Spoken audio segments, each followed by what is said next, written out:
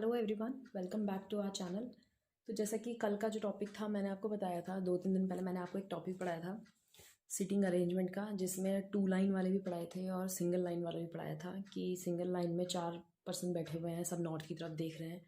एक वो पढ़ाया था, एक वो पढ़ाया था 2 रो सीक्वेंस वाला, जिसमें 2 रोज़ हैं, कुछ बंदे नॉर्थ की तरफ देख रहे हैं, कुछ साउथ की तरफ फेस कर रहे हैं। तो कल का जो टॉपिक था उसमें मैंने आपको जो टॉपिक कराया था वो सिंगल रो वाला कराया था। आज मैं लेके आई हूँ सेकंड रो, जो 2 रोज़ वाले क्वेश्चन होते हैं उसका एक क्वेश्चन लेके आई हूँ।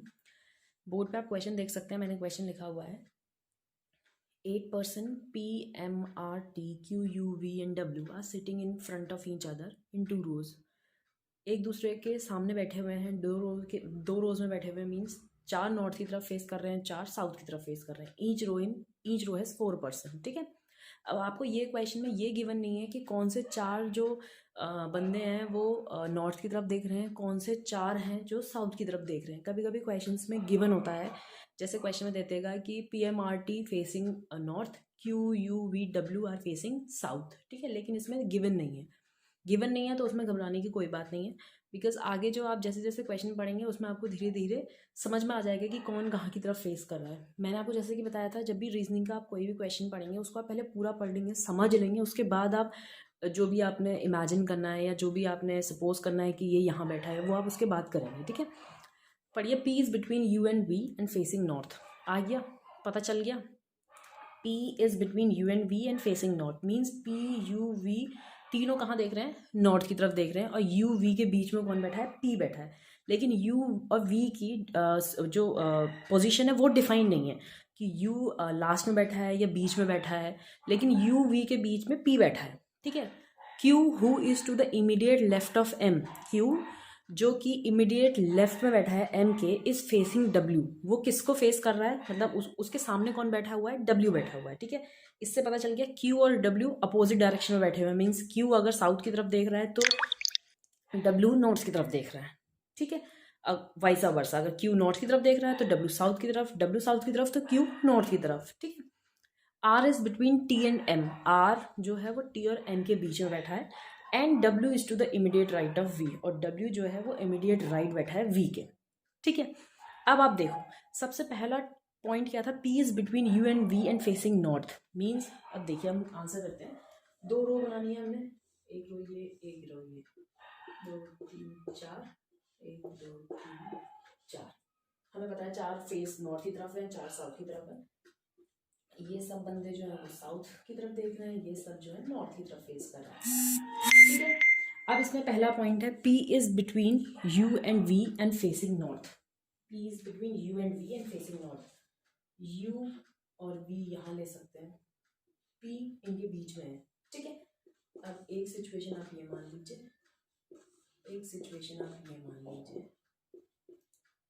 ठीक है, P is between U and V। अब वाइसा वर्सा भी हो सकता है, मीन्स U यहाँ बैठा हो, V यहाँ बैठा हो। ठीक है, तो आप ये भी लेके चलोगे, 1 2 3 4 3 4, V U और P,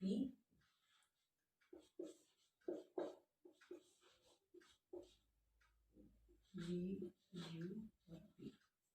ठीक है, ये नॉर्थ की तरफ देख रहे हैं, 4 सिचुएशन बन गई आपकी। ठीक है, ये अभी आपको थोड़ा लेंथी प्रोसेस लग रहा है, लेकिन जब आपको ये चीज़, मैं आपको ये एरो बना के इसलिए दिखा रही हूँ क्योंकि अभी आप नया नया सीख रहे हैं, तो आपको मतलब कि आपको समझने में दिक्कत ना हो, वरना एरो बनाने का मतलब नहीं, ऐसे समझ में आ जाएगा जो इधर की तरफ बैठा है ये साउथ की तरफ देख रहा है, जो इधर की तरफ बैठा है वो नॉर्थ की तरफ देख रहा है। और मैं इसलिए इतने सिचुएशन ले रही हूँ, एक ये कि जिससे आपको अच्छे से समझ में आ जाए। तो ये 4 सिचुएशन बन के रेडी हुई। ठीक है, P is between U and V and facing north, P is between U and V, U and V, U and V। अब ये हमें डिफाइन नहीं है U और V कौन सी पोजीशन में है। ठीक है, नेक्स्ट पढ़िए, Q who is to the immediate left of M is facing W।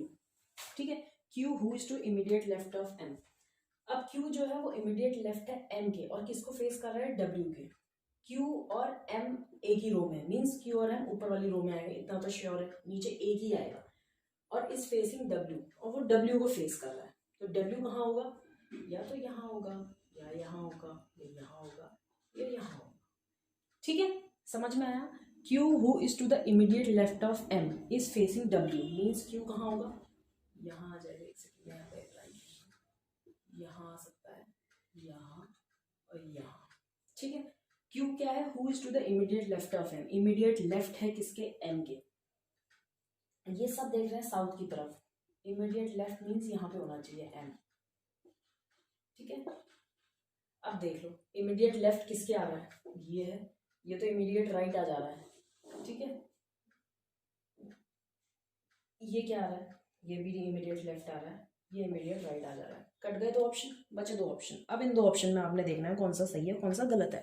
Are is between T and M, R जो है टी और एम के बीच में है, R is between T and M, R is between T and M. अब आप सोचोगे ये तो दोनों सही हो गए, आगे बढ़ो।